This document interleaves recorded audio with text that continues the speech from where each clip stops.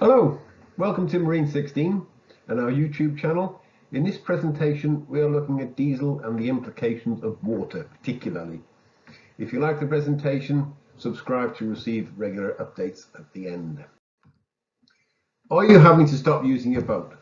Because of the lockdown as it was, or bad weather, or whatever. Some things you need to know about diesel and what you need to do to keep it fit for purpose. Who am I? My name is Peter Bider. I was a chief engineer at sea, an area manager for Mobile Marine Lubes, or ExxonMobil, or ESSO as it's called now. I was a sales director for a UK ship repair yard. I've been head of service sales for Wärtsilä UK, the marine engine manufacturer, and I'm co-owner of Marine 16, which has now been established for 16 years. Modern diesel quality is far removed from what it was even a few short years ago. It's unstable. It lacks sufficient lubricant for the pumps and injectors. It contains asphaltenes. It's hygroscopic, which means it readily absorbs moisture from the atmosphere. We can help with all of them and often do, but it's the last one I want to concentrate on for this presentation, which is the water and the damaging effect water has on your engine and the diesel. That picture, by the way, is asphaltenes. It is not diesel bug. Asphaltenes is readily identifiable by being hard and shiny as opposed to diesel bug, which is soft and slimy. Water is the single greatest contaminant in diesel by far. It forms a mildly acidic layer between the fuel and the water below it, causing basically accelerated degradation in what's called the rag layer that lies between the two. It reduces fuel stability. It helps the agglomeration of asphaltenes, and that is a particular problem in marine engines as 60% comes back, warm fuel comes back to the fuel tank. It reduces the fuel's ability to lubricate. It has a lack of lubricity anyway in ultra low sulfur diesel. It rusts tanks and fuel systems and therefore components. It harbors diesel bug. In severe cases it can even eat through a steel tank, so-called anaerobic bacteria. I've seen that in the shipyard. The excrement and the dead diesel bugs then add to the sludge further, which further accelerates the degradation of the fuel. That picture on the right hand side is diesel bug. That's a diesel duct we have behind. As you can see, it's soft and slimy. Again, another picture of diesel bug in a spin-on filter.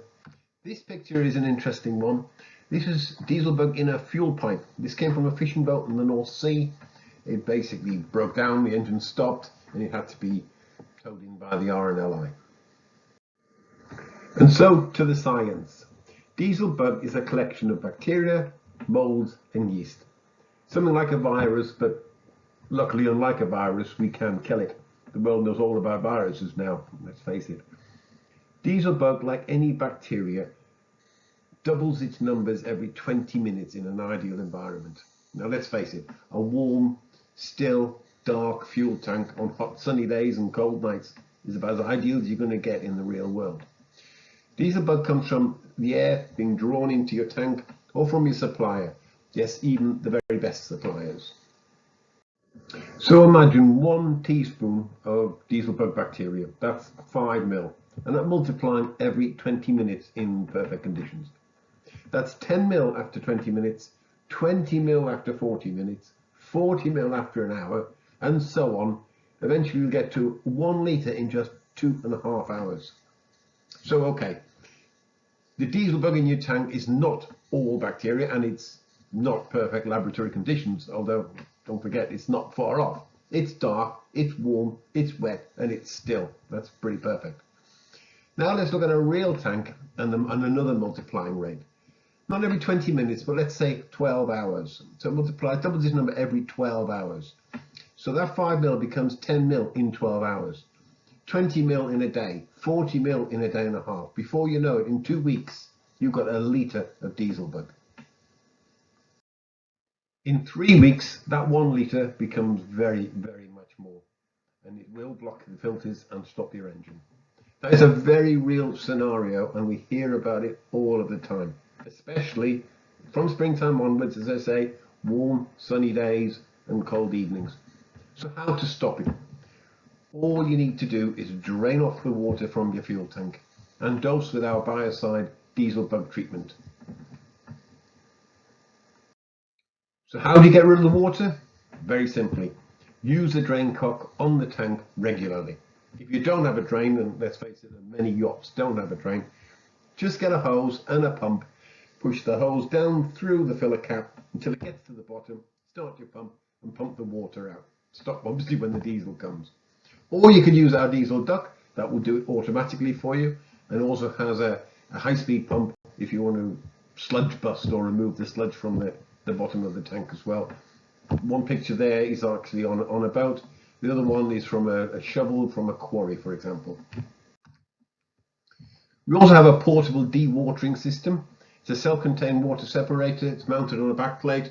It comes with its own 12-volt battery, standby charger, and a pre-filter. Very portable piece of kit. Having removed the water from your tank, it makes sense to keep it out if you can. Think about fitting a diesel dipper. The diesel dipper is a bypass system. It sucks from the very bottom of your fuel tank below the fuel suction. So as your boat is going through the sea, it's pitching and it's rolling. Everything on the bottom of the fuel tank is sloshing about. The diesel dipper will be continuously picking that up and depositing it into the separator side of the dipper, where it can be then easily drained off as and when. So however you get the water out, just be sure to get it out. It's very important. Then it's essential to add a biocide. Our diesel bug treatment was voted best by Practical Boat Owner. It will eradicate diesel bug and it's used by the RNLI.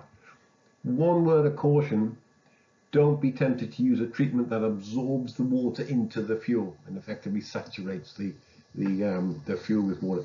That's the last thing you want on any engine, let alone a common rail, where it will do damage, and that is if the sensors don't pick it up first. So finally, for when you do eventually get to your boat and you want to be sure your fuel is fit for purpose, our recommendation, drain the water out now and add diesel bug treatment now. Look out for our other videos. Subscribe if you've learned something from this. We will be doing a lot more, and thanks for watching.